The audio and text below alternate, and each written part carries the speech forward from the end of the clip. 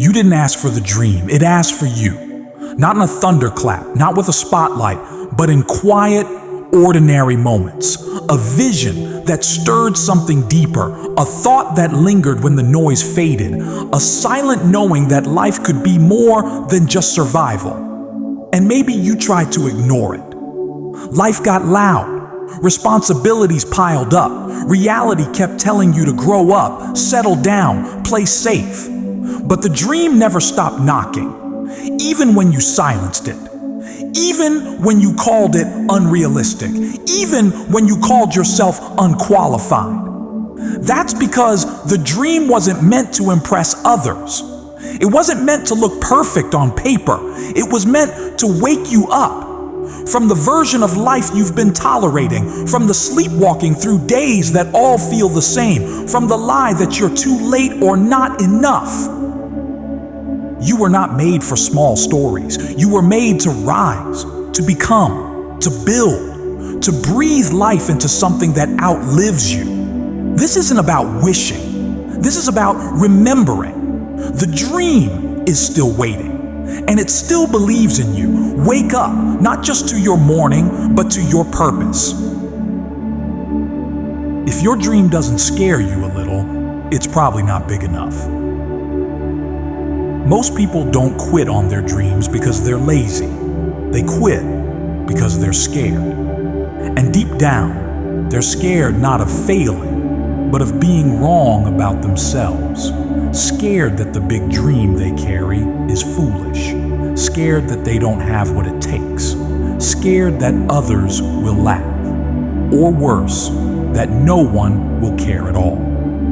But what if I told you that fear is the first sign you're heading in the right direction? We've been conditioned to think that fear is a stop sign, that discomfort means danger, that if something shakes you, it's probably not for you. But the truth is, every dream worth having will feel too big at first. That's not a warning, that's an invitation. Big dreams rattle your comfort. They tug at your soul. They whisper things that don't fit in your current surroundings, and that can be disorienting because it forces you to face a very uncomfortable truth. The life you're living right now might be too small for who you really are. You might be showing up every day, doing what's expected, checking boxes, staying polite, following routines, but your soul is screaming for something more, not something selfish, not something shiny, but something sacred. Something that looks like freedom, that feels like impact, that sounds like truth. Sometimes we tell ourselves we've stopped dreaming because we've grown up. We call it realism. We say we're being practical, but in reality, we're just tired of being disappointed. Somewhere along the line, the world taught us that playing small is safer than being vulnerable, that it's better to live with quiet regret than public failure. And that's how people end up building lives that look fine on the outside but feel hollow on the inside. That's how dreams die, slowly, silently, under the weight of good enough. But you didn't come this far just to feel numb. You weren't born just to pay bills and keep quiet. You were made to dream, to create, to leave fingerprints on this world that no one else can leave. And here's the thing. When you dare to dream big, you will not be met with applause. You'll be met with resistance. Not because you're wrong, but because the world is used to people staying quiet, staying in line, staying small. The bolder the dream, the lonelier the road at first, but that doesn't mean you're lost. It just means you're going where most people don't dare to go. Maybe you've had moments where your dream felt ridiculous, even to you. You imagined it, and immediately your brain flooded with doubts. Who do you think you are? What if you fail? What if you waste years chasing something that never works out? But let me ask you this. What if you don't? What if you bury that dream and one day, years from now, you wake up realizing you built a life that isn't yours, that the safe choice cost you your soul, because it happens every day. And not just to strangers on the news, but to people you know. People who once had fire in their eyes. People who wanted to change something, build something, become something. But they traded their vision for validation. And now they walk through life like ghosts, visible, but not fully alive. And maybe you felt that. Maybe you feel it now, like something inside you is flickering, not gone, but dimmed. Maybe you've convinced yourself that the dream you once had was just a phase, that it was too idealistic, too ambitious, too hard. But let me remind you of something. Your dream didn't die, it just got tired. It's been waiting for you.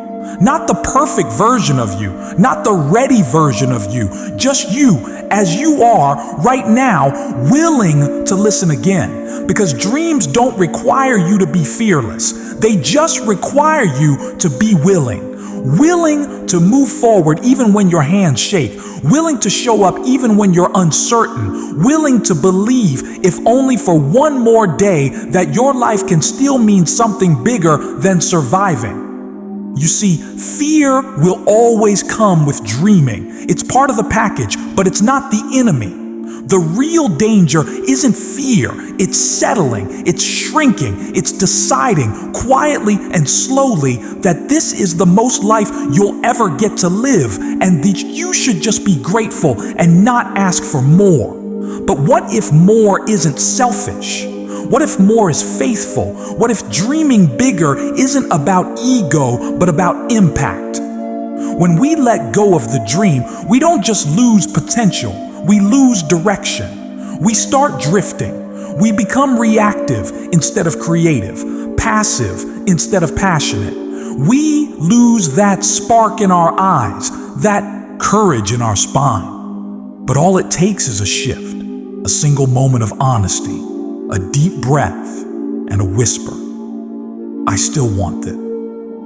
And maybe that's your moment today. You are never too old to set another goal or to dream a new dream, wrote C.S. Lewis. And that's not a slogan. It's a truth carved into every life that ever reinvented itself. W. Clement Stone said, "Aim for the moon. If you miss, you may hit a star." That's not a cliche. That's the roadmap of everyone who ever did something remarkable. They aimed higher than what seemed reasonable, and even when they didn't hit the exact mark, they ended up in a life far beyond the one they would have lived if they had settled. So I want to ask you something you may not have asked yourself in a while. Not what do you do, or what should you be doing, but this: what do you still dream of, quietly, secretly, honestly, when no one is watching? What vision still flickers in your heart? What idea makes your chest feel bigger when you think about it, even if it scares you?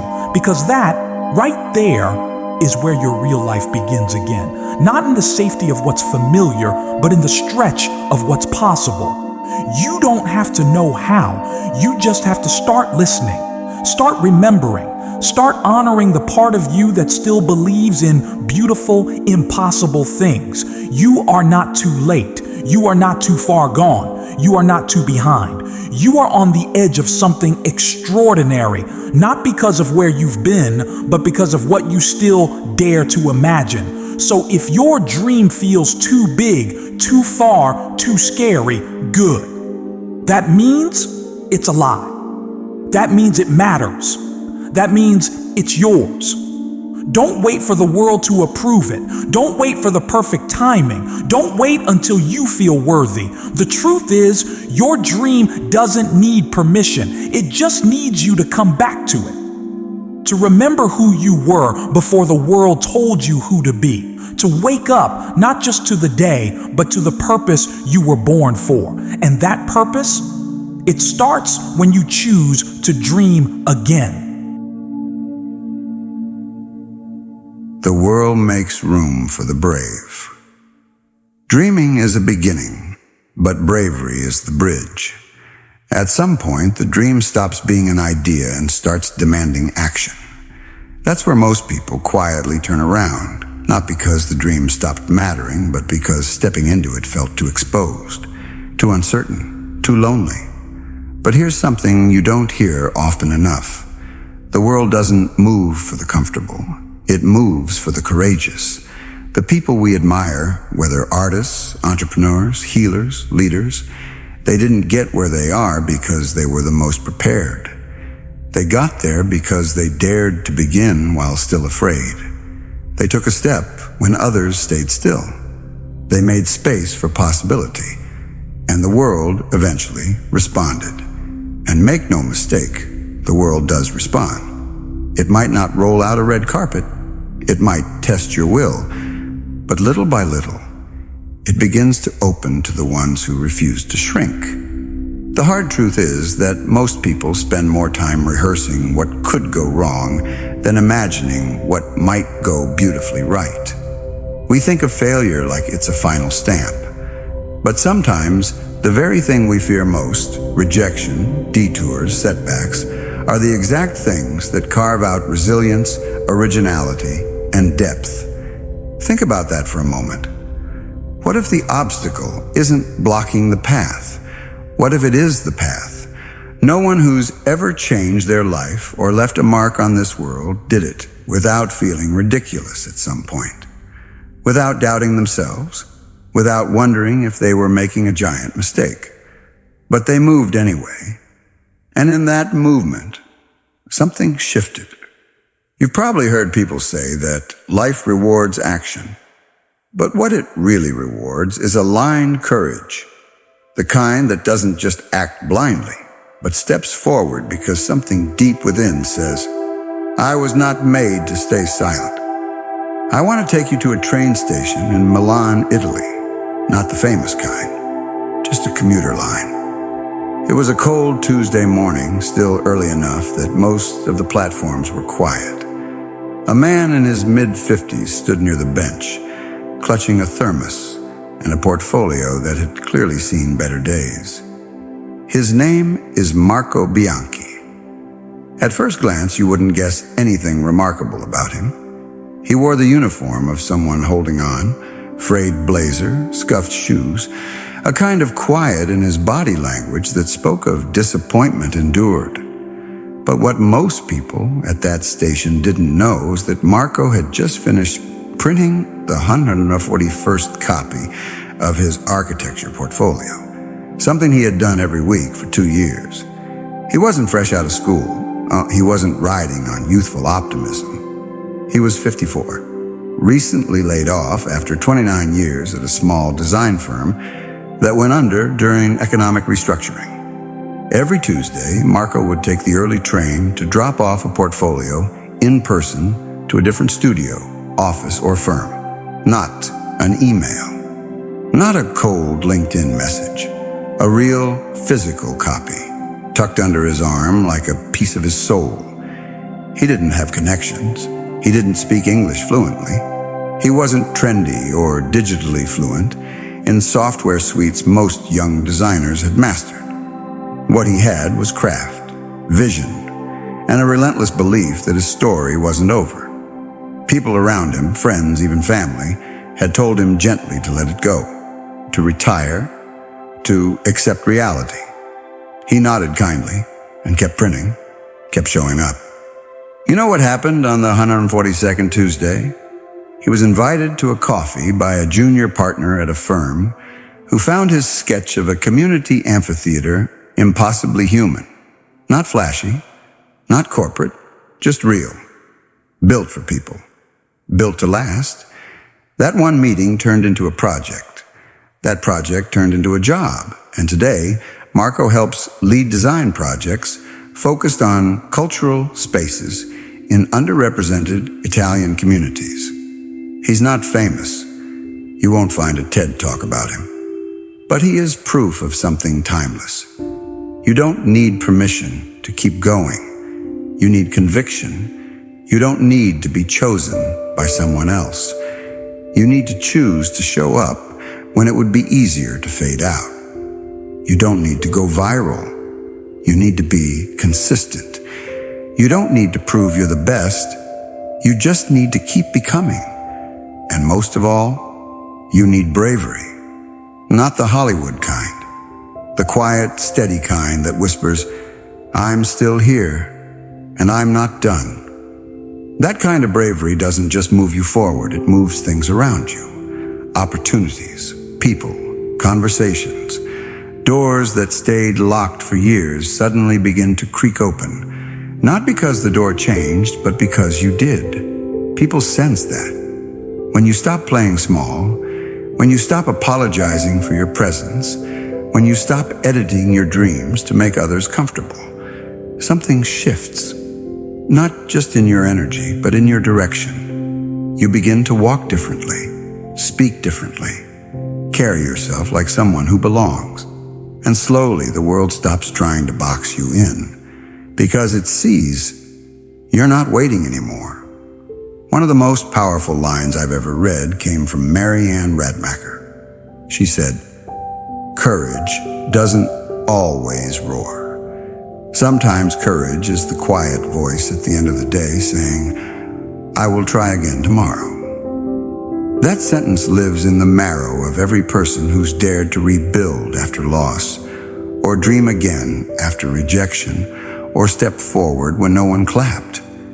We forget how powerful trying again can be, because sometimes the difference between success and surrender isn't talent. It's tolerance. Your ability to keep showing up when you feel invisible, to take one more step, send one more message, show up to the 142nd Tuesday. That's where transformation happens. Now, maybe you've been stuck in a season that feels still. Maybe you've been waiting for a moment, a lightning strike of inspiration, a sign, a breakthrough. But what if that's not how the moment arrives? What if it doesn't come with a bang, but a whisper, a nudge, a new decision made in the privacy of your own spirit? What if this right here is your moment? The moment you stop asking, "What if I fail?" and start asking, "What if I fly?" The moment you stop waiting for ideal timing and start choosing intentional bravery. The moment you realize that no one is coming to unlock your future for you, but you hold the key already. Here's what I need you to hear today. The world is not against you.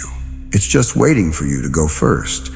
It won't open for a version of you that plays safe, hides brilliance, or rehearses worthiness in silence. It opens for the one who dares.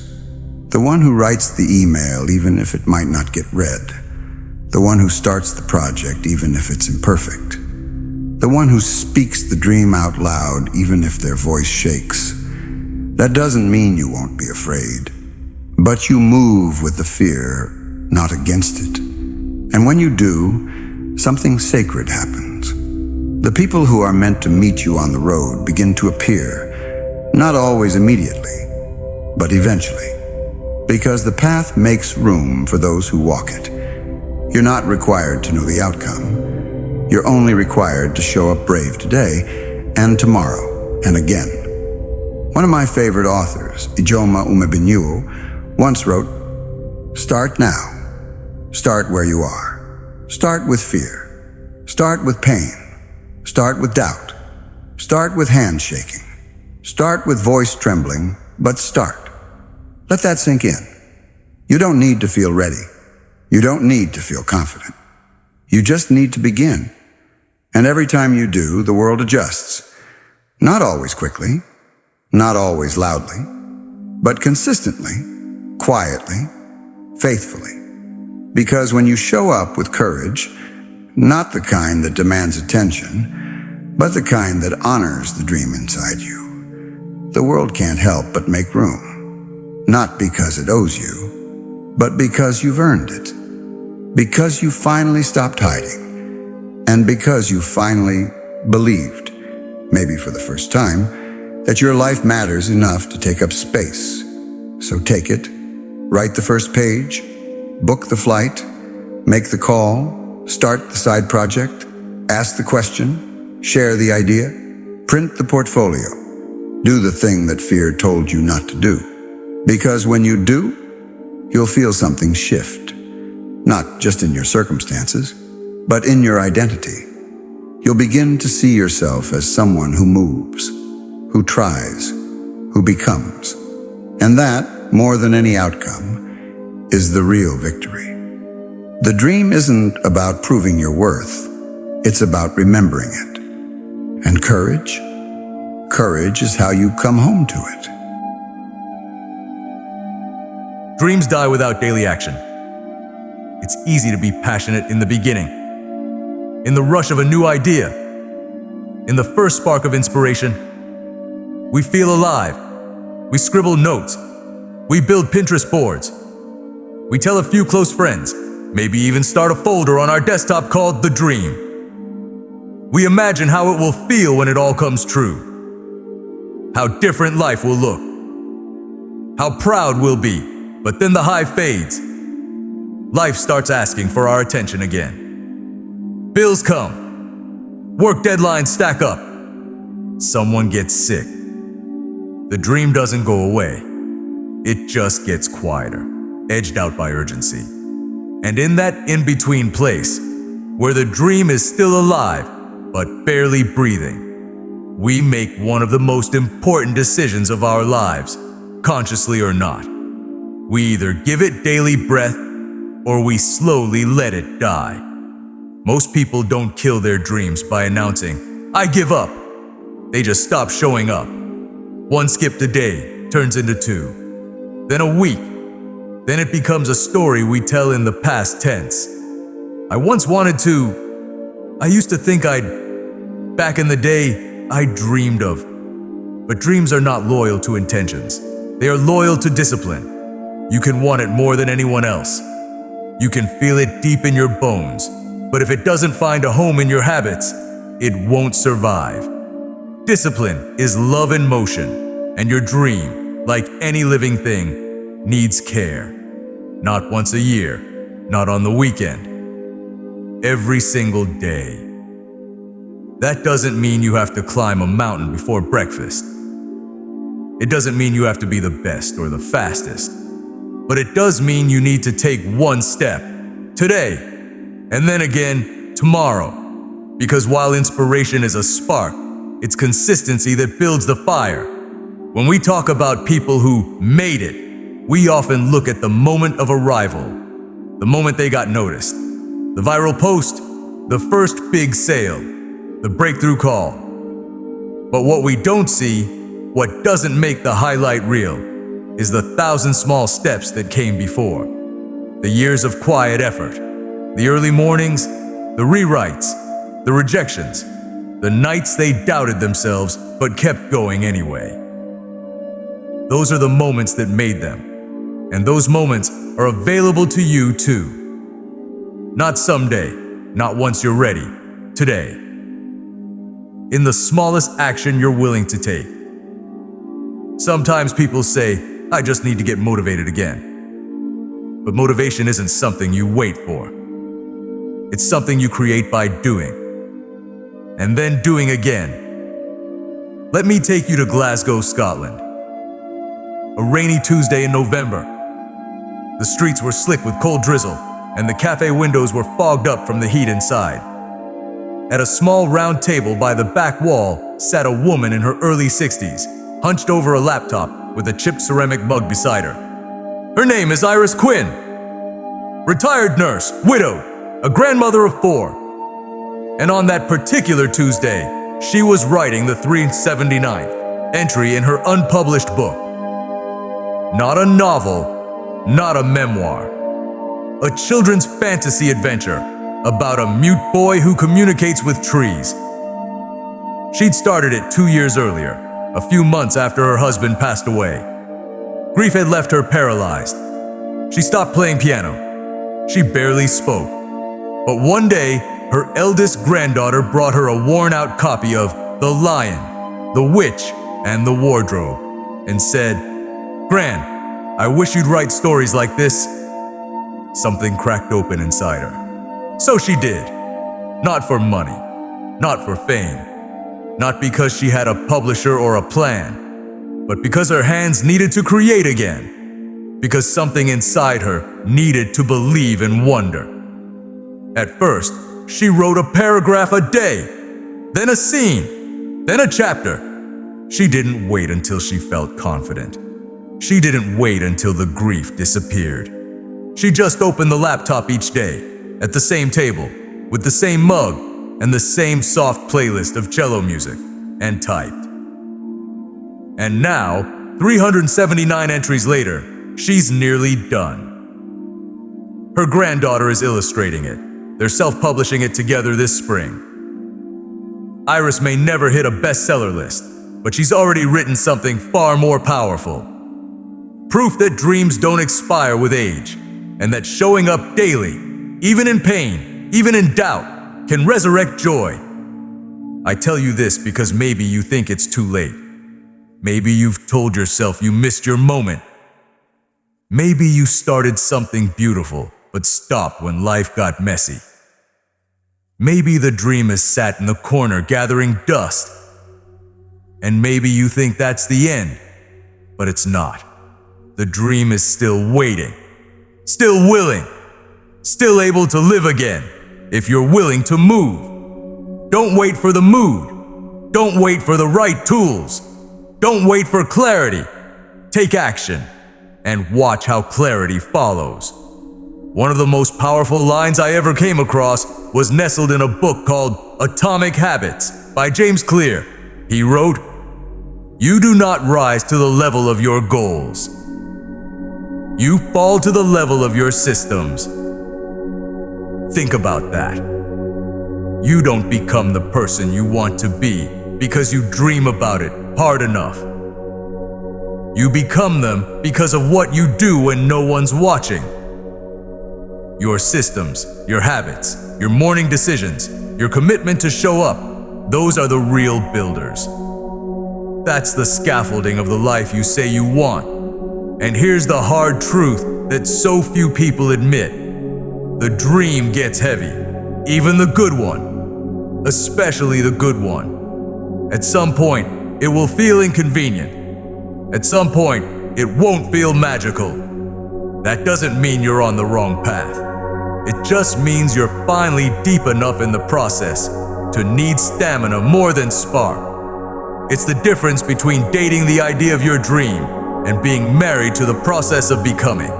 Every time you act on your dream, write the page, stretch the body, build the thing, you cast a vote for the kind of person you're becoming. Not the kind who would love to one day, but the kind who already is. You become someone you trust. And that matters more than motivation. Because once you trust yourself to keep promises to you, nothing stays out of reach for long. Now maybe you're thinking, but I don't know where to start. Start small. Start where you are. Start with 10 minutes. Start with one paragraph. Start with your phone on airplane mode and your feet on the floor. Start with a list, a sketch, a song, a plan, a prayer. Start with something so tiny you can't fail. And then do it again tomorrow. Because that's how real progress works. Quiet, consistent, undeniable. There's another line I love, tucked into a commencement speech by Denzel Washington. He said, "Dreams without goals are just dreams, and they ultimately fuel disappointment." He didn't say that to shame people who dream. He said it to remind us dreaming is the seed, but action is the sunlight, the water, the soil. Without it, even the most beautiful dream will wither. You might not see results right away. You might even feel silly at first, showing up for something no one asked you to do. But you're not doing this for applause. You're doing this for alignment. For your own integrity, to know, deep in your bones, that you are living in harmony with what matters most to you. That is a life worth building. So don't wait for some big moment to arrive. Don't wait to feel ready. The real shift happens when you realize the habit is the moment. The quiet act of showing up again and again is not preparing you for the dream. It is the dream. Because one day, someone will look at what you've built and call it your breakthrough. But you'll know the truth. The breakthrough wasn't a day. It was 1,000 quiet mornings, choosing not to quit, choosing not to abandon what mattered just because it didn't feel easy, choosing to water your own garden even when the sky stayed gray. You were not made to only begin. You were made to continue, and the ones who continue, they don't just reach their dreams, they become them. So today, ask yourself this, not what's the big dream, but what's the small step, and then take it. Failure is just a detour, not the end. No one wakes up in the morning hoping to fail. No one begins a dream, a project, a business, or a new chapter thinking, I can't wait for this to fall apart. And yet, failure meets all of us. Not because we're doing something wrong, but because we're doing something real. You know that sharp sting when something you poured your soul into crumbles? The silence after rejection, the sick ache of watching your work, your effort, your heart be misunderstood, ignored, or left behind, that's failure.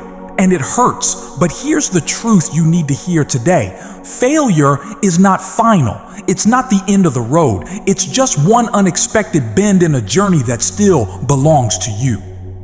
So many people get to this part of the story, the part where it falls apart, and they decide that must mean they were never meant to try in the first place. That maybe they misunderstood their calling. That maybe dreaming was the mistake. That they should shrink, hide, disappear. That they should let go. But you weren't wrong to try. You were brave to begin. And failure doesn't erase that bravery. It refines it. We live in a culture obsessed with winning. Highlight reels, milestones, the finished product. But the people who last, the ones whose stories inspire others, they didn't get there by avoiding failure. They got there by walking through it and letting it make them deeper, sharper, stronger. Let's sit with this a bit longer. Because chances are, if you're hearing this, you failed at something recently.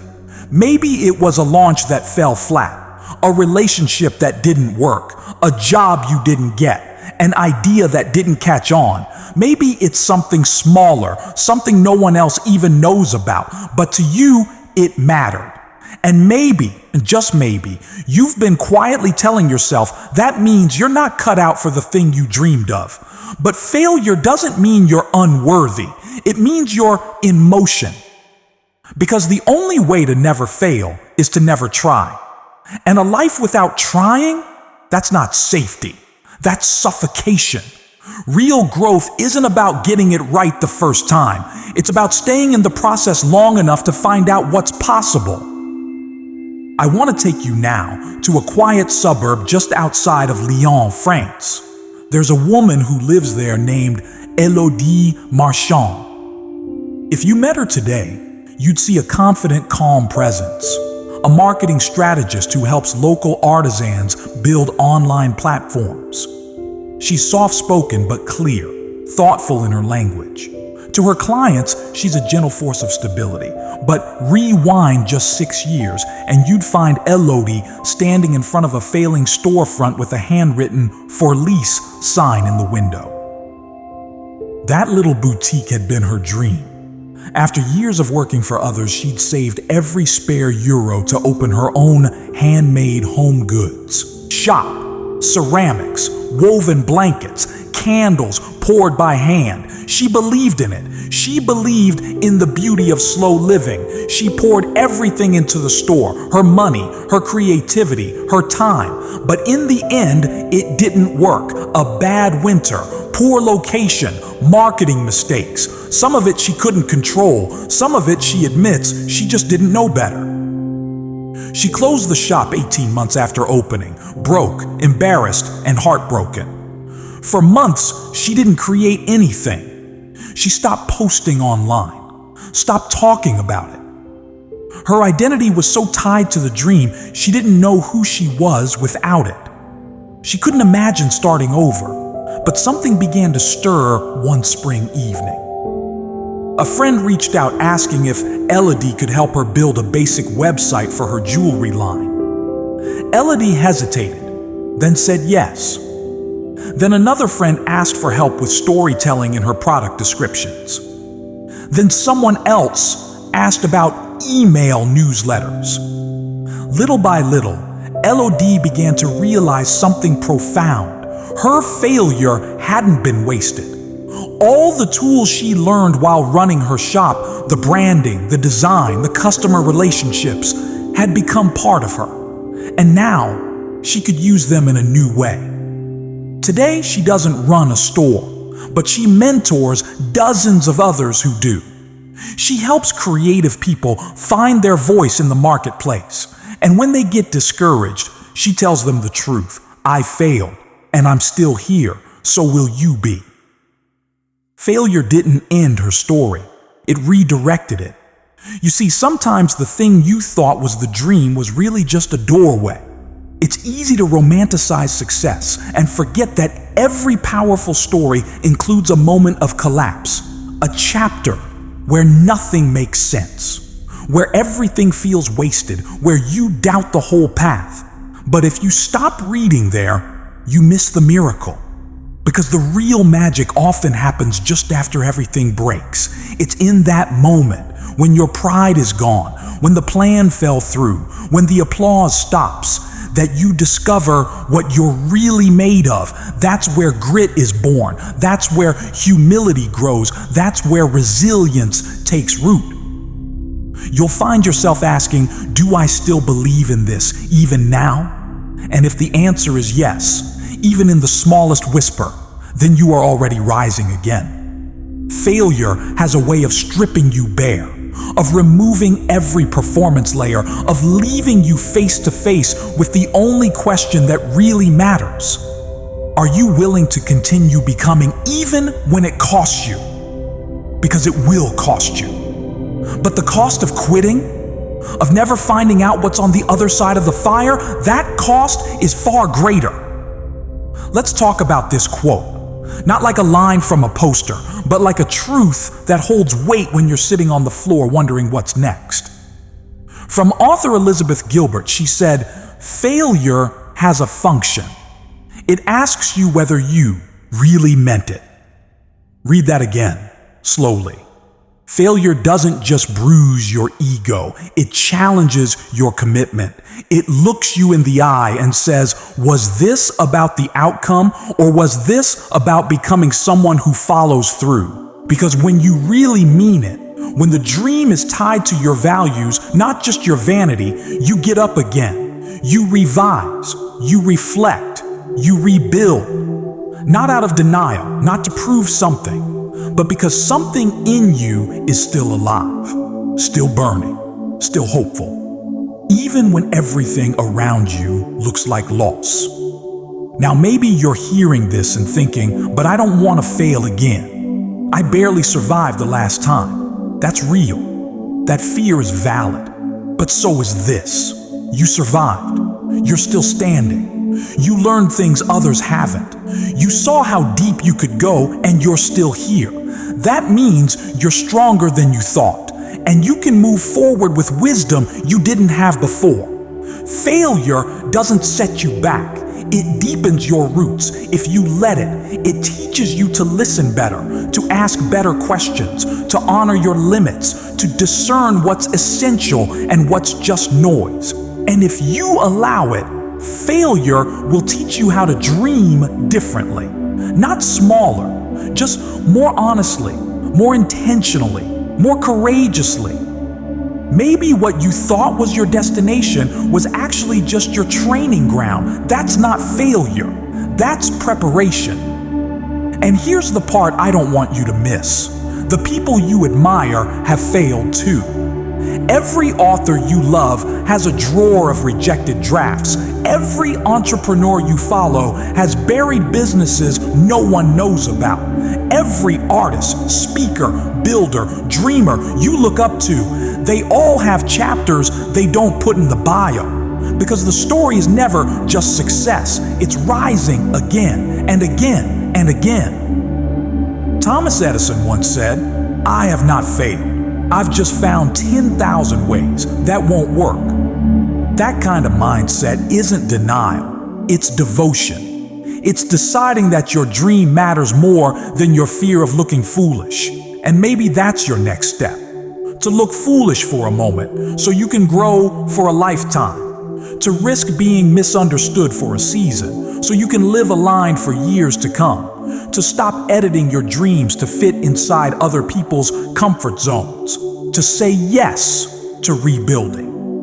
Maybe that means trying again with a new version of the old plan. Maybe it means letting go of how you thought it had to happen. Maybe it means finally asking for help or forgiving yourself for how things unfolded. Whatever it is, this is not your end. You're not too far gone. You're not broken beyond repair. You are in the middle of becoming. And every failure you've walked through, it's part of your becoming. So don't let it stop you. Let it shape you. Let it make you kinder, wiser, more resilient, more open, more honest. Let it build a foundation so strong, the next time you rise, you won't just be chasing a dream, you'll be walking in your purpose. Failure is not your identity. It's not your destination. It's just one stretch of road on the way to somewhere meaningful. You are allowed to grieve what didn't work. You're allowed to sit with the disappointment, but don't build a home there. You were made to move forward. You were made to rise again, and you will. Most of the time, we imagine people who change the world as the bold ones, the loud ones, the obvious ones, the ones who walk into a room and instantly shift the energy, the ones with the big stage or the perfect words. But that's not the whole truth. Because the people who truly change the world often don't look like they're trying to. They're the ones who quietly keep showing up, who listen deeper than they speak, who carry something unshakable inside of them, a story, a skill, a conviction, a compassion, and keep offering it to a world that doesn't always know how to ask for it. And maybe you're one of them. Maybe what you carry isn't flashy, maybe your dream isn't loud, but it's real, and it matters.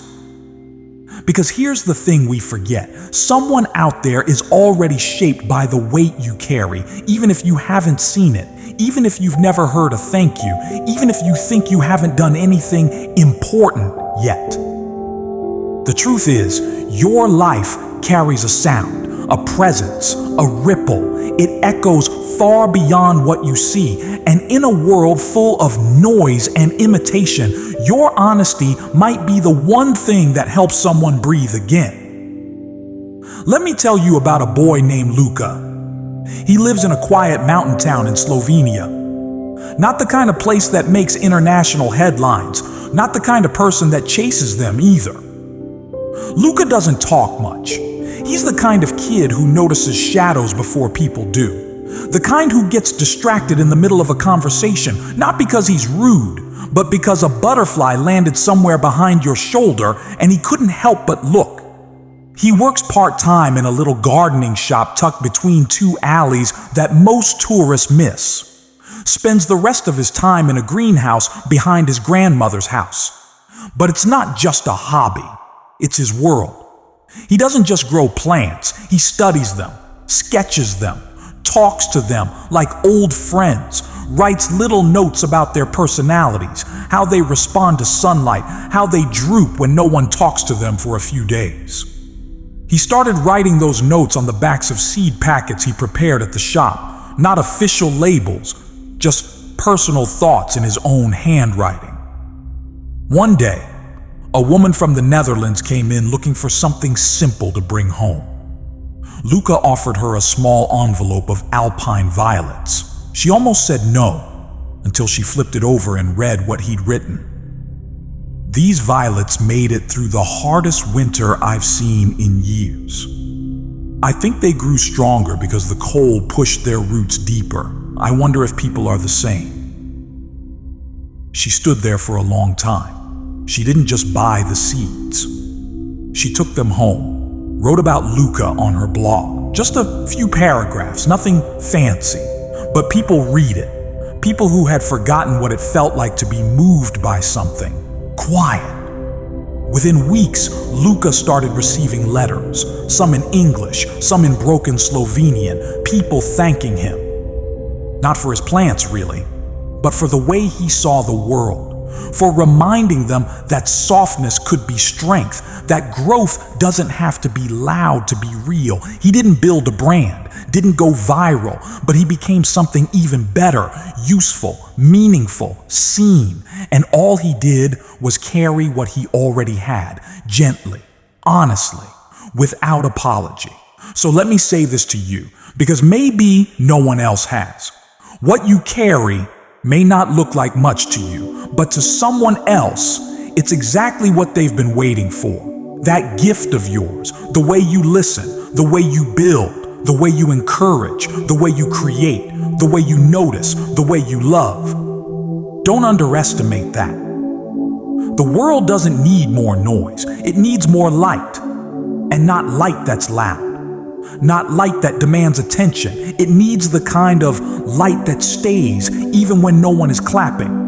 The kind that remembers what it felt like to be in the dark and chooses to show up anyway.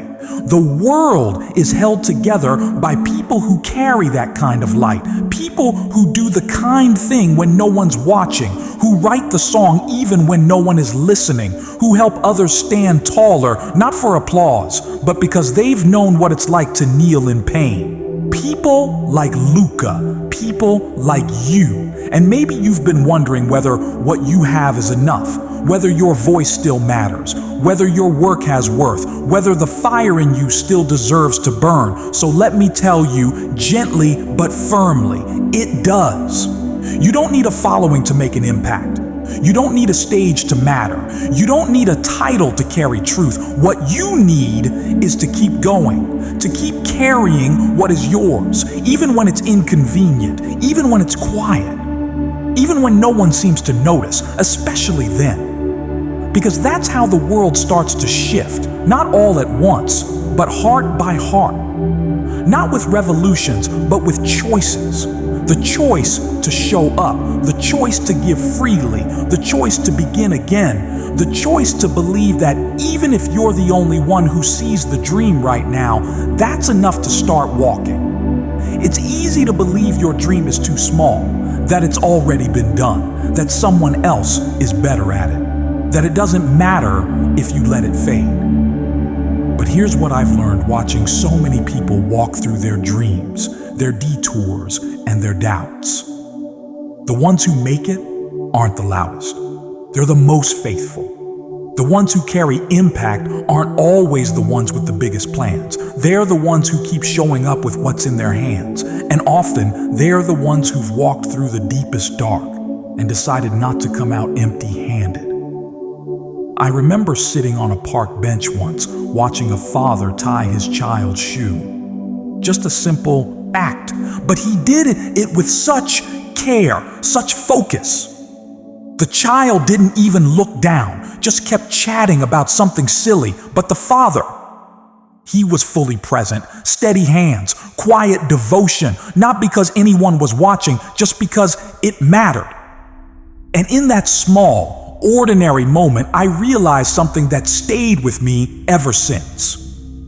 The world is quietly held together by people who carry light, not for attention, but because they know how heavy the dark once was.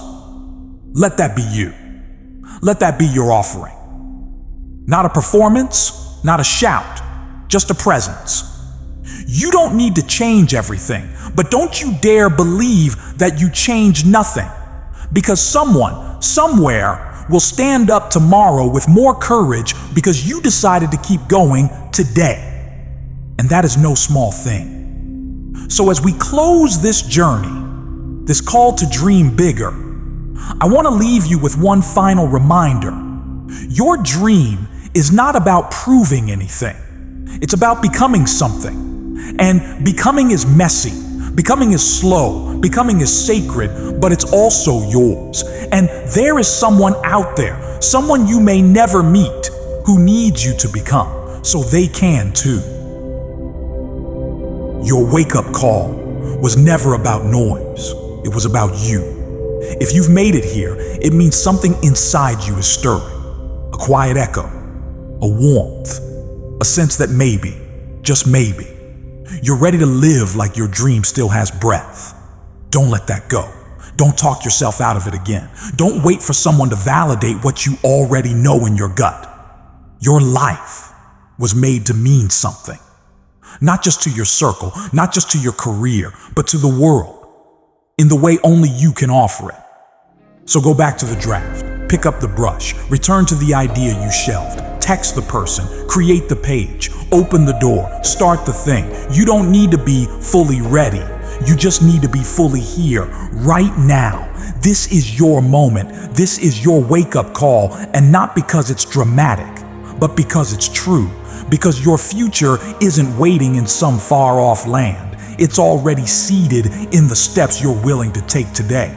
You don't need to change the whole world, but someone's world will change because you chose to dream again. So go ahead, dream bigger. We're waiting for you.